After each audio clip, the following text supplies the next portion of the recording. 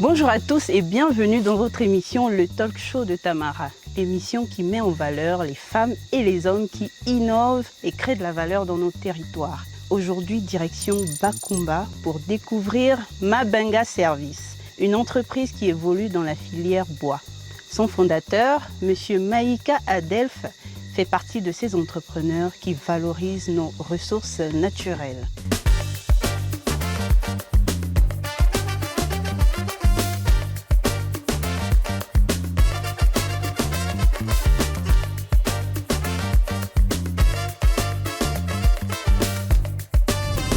Je ne serai pas seule, bien évidemment. Je suis accompagnée dans cet épisode de Monsieur Yannick Ebibinze, directeur général de la Société d'incubation numérique du Gabon.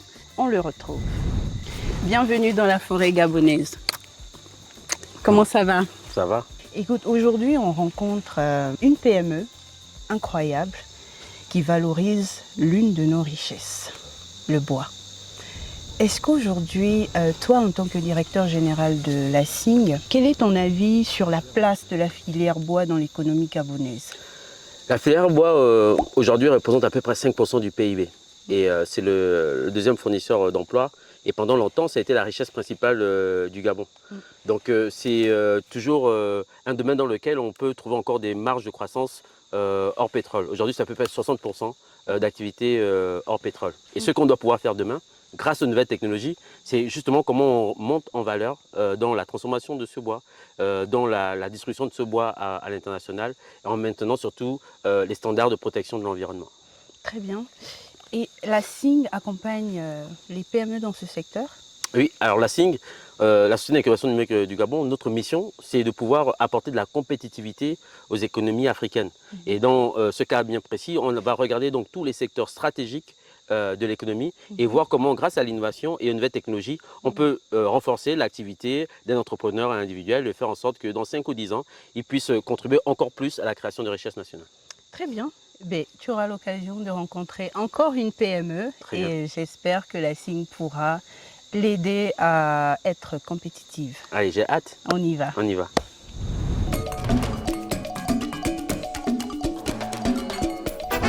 Bonjour Monsieur Adelph. Bonjour. Comment ça va? Non, ça va? Bonjour Monsieur Adelph. Merci, bonjour. Là, on est sur le terrain. Hein? Merci beaucoup. Bonne journée à vous. Merci de nous accueillir dans votre bureau. Merci beaucoup. C'est Nous gentil. sommes à l'Ekoko Village. Les Coco Village. Merci de nous accueillir chez vous, Monsieur Adelph. On va échanger sur votre activité. Expliquez-nous ce qui se passe ici. Comment déjà vous avez commencé cette activité de sciage de bois?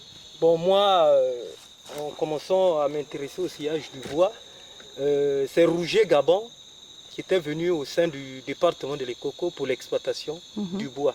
Et lorsque Rouget a pu embaucher certains jeunes du département de l'Ekoko, qui j'étais aussi parmi l'effectif que Rouget a pu engager, et moi j'étais réquisitionné dans le service abattage. Je faisais partir de aide scieur, plutôt transporteur. Et au sorti de là, vu la durée que j'ai pu mettre à Rouget, je suis sorti de là abatteur. Et je ne me suis pas arrêté là, j'étais embauché à Bakumba. Lorsque Rouget a fermé Bakumba pour Boumango, j'ai été celui qui faisait partir de ceux-là qui étaient embauchés à Bakumba, qui étaient affectés à Boumango. Et au sorti de là, vu ce qui se passait à Rouget, je me suis plus intéressé au sciage, jusqu'à ce que j'étais sorti de Rouget et je me suis intéressé dans le sciage. Et ça me fait 14 ans que je scie à mon propre compte. À votre propre compte, c'est très bien. Et donc vous avez choisi de devenir un entrepreneur dans le secteur du bois. Voilà. Et aujourd'hui, quelles sont les différentes activités de votre entreprise? Qu'est-ce que vous faites quand vous arrivez le matin sur votre lieu de travail? Ce qui peut m'autoriser à ce que j'abats d'abord le bois que vous voyez là, c'est d'abord les œufs aux forêts. Je m'exerce, je fais une demande au sein des œufs aux forêts, où je fais une demande d'exploitation du bois. Les œufs aux forêts prennent le dossier, ils viennent sur le site où j'ai vu le bois. Ils viennent prendre, comment on appelle ça, les points GPS pour se rendre compte est-ce que là où par exemple nous sommes, c'est pas dans par exemple un permis exploitable d'une société forestière ou de l'État. D'accord. Si c'est par exemple pour les populations villageoises, à partir de là, ils peuvent obtenir le permis comme celui que vous voyez aujourd'hui. Très bien. Très bien. Et lorsque vous avez toutes les autorisations, vous commencez, quelle est la prochaine étape? La prochaine étape, une fois j'ai l'autorisation, c'est le matériel. Est-ce que la machine est en bon état? Est-ce qu'il y a du matériel, de la chaîne, du carburant, tout cet arsenal du matériel, je la regroupe.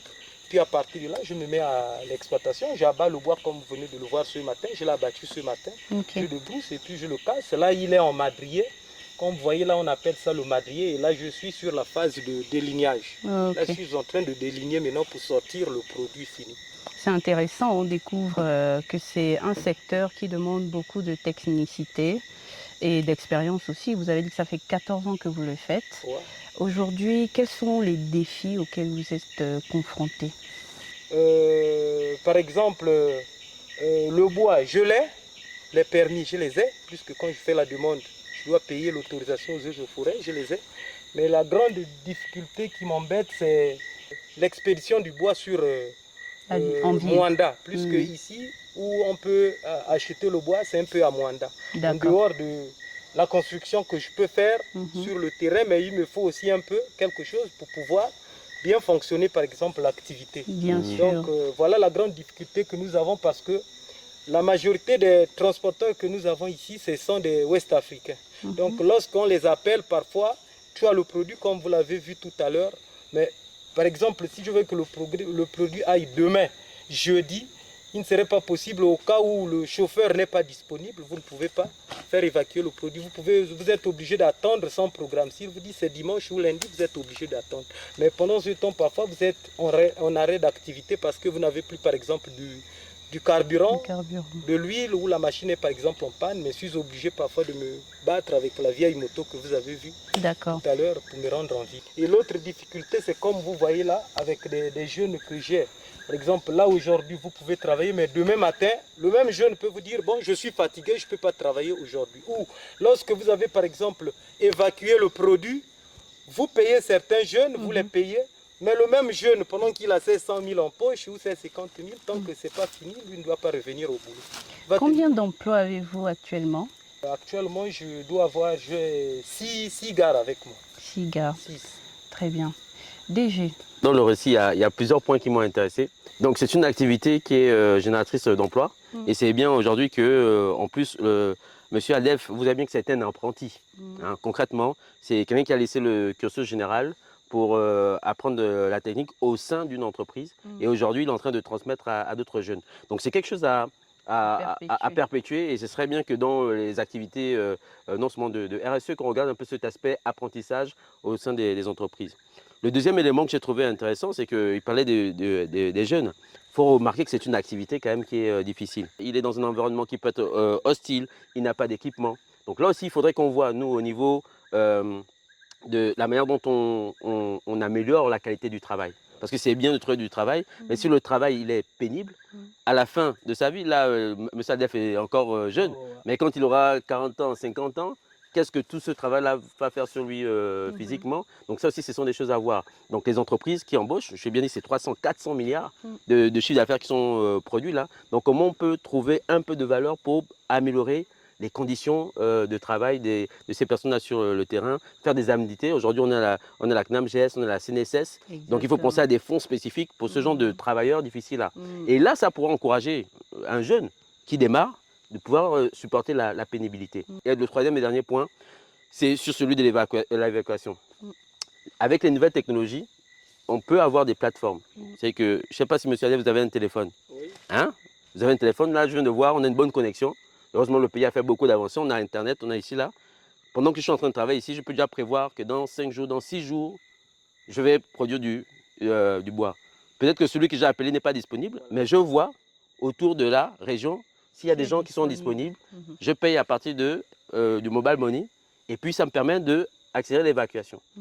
Pour les permis, il doit également se déplacer. Mais imaginez, il a ça au téléphone, il vient dans la forêt, il repère le bois, il peut mettre une puce là pour que là-bas, depuis les eaux et forêts, ils savent où se trouve le bois, il reçoit le permis ici, il paye, ça fait gagner du temps. Donc vraiment, c'est une réflexion à avoir pour pouvoir encourager ces entrepreneurs-là. Et moi, je suis vraiment impressionné hein, de voir vraiment le courage que vous avez parce que tout ça, ça construit une maison. Tout ça, c'est ce qui va faire en sorte qu'à Libreville, à l'heure, les gens puissent manger. Parce que sans ça, là, le pays ne tourne pas. Ouais, un peu, vous êtes le début de la chaîne et donc on doit vraiment les protéger. Les encourager, les préserver aussi. Exactement. Alors, Monsieur Adelph, j'ai une autre question pour vous. Alors, ça fait 14 ans que vous faites ça. C'est très pénible. Est-ce que vous avez eu des accompagnements, financement, formation, etc., pour vous permettre de maintenir l'activité? Depuis que j'exerce cette activité, depuis 14 ans, le seul accompagnement que j'ai pu avoir, seulement l'accompagnement de la RSE, qui a pu m'accompagner lorsque j'ai vu à RSE, Comilogue et Ramed financer les autres à Bakumba. Je me suis intéressé, je me suis dit, mais pourquoi pas moi, puisque j'ai une activité que j'exerce depuis fort longtemps. J'ai tenté de me mettre à l'œuvre sur mon dossier. J'ai pu déposer mon dossier à la RSE Bakumba. La RSE Bakumba m'a mis en contact avec la banque Sodec. 3 mois après, la Sodec m'appelle pour me dire ton dossier a été retenu. Monsieur Adelph, vous allez nous faire découvrir votre site, nous emmener là où vous coupez votre bois. Ok, pas de problème. On y va.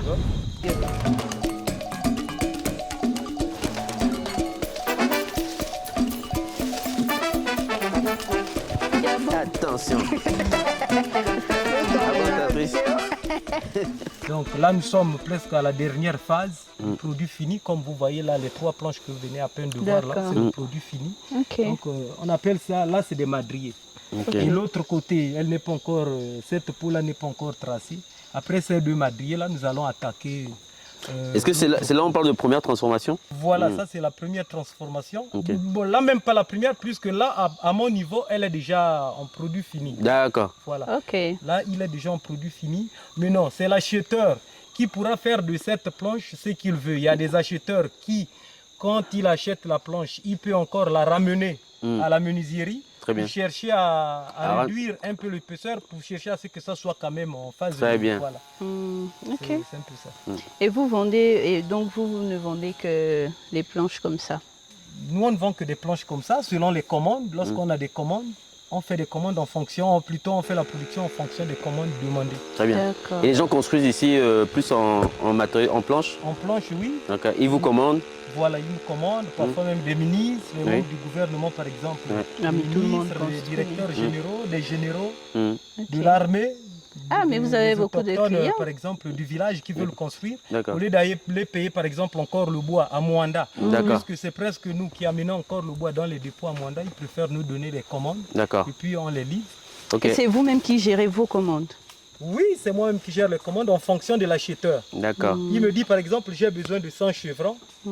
On tombe sur le prix. Par exemple, le chevron dans la logique, c'est 3000, mais il y a des moments où ils prennent à 2500 le chevron. D'accord. Comme c'est aussi la famille, vous êtes obligé de faire avec.